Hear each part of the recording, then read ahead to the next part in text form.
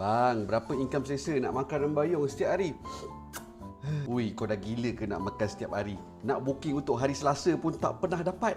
Si ada ulat tiket lagi. 3 pack RM100. Macam nak beli tiket bas balik Kuala Kangsor. Nak makan seminggu sekali tu make sense lah juga. Tengok orang review makan kat rembayung tu, antara menu yang diorang order macam siakap ikan belada, siput sedut, daging salai masak lemak, ada sayur masak lemak putih, buah campur asam boy. On average yang makan kat sini rata-rata je 4 packs. Sekali makan, bil dalam RM284 4 porsin. Berapa pula income yang selesa kalau nak makan dekat sini? Seminggu sekali.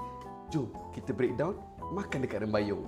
Kalau datang 4 orang, suami, isteri, bawa anak ke, bawa mak ke, sekali makan RM280 8 porsin.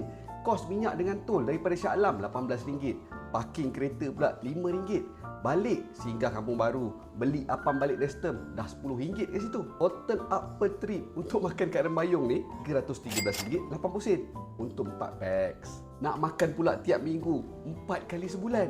Total sebulan kena allocate RM1,255 2 porsin. Bagi saya lah, kategori untuk makan luar ni masuk dalam bajet leisure ataupun self reward.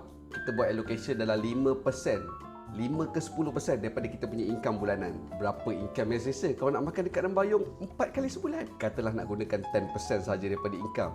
Income sebulan kena ada RM12,552. Kalau nak gunakan 5% saja daripada income, sebulan income kena ada RM25,104. Kita kira ni bukan sebab nak berkira-kira dengan makanan. Cuma kalau tak ada bajet, janganlah bajet-bajet. Betul ke? Ya kot.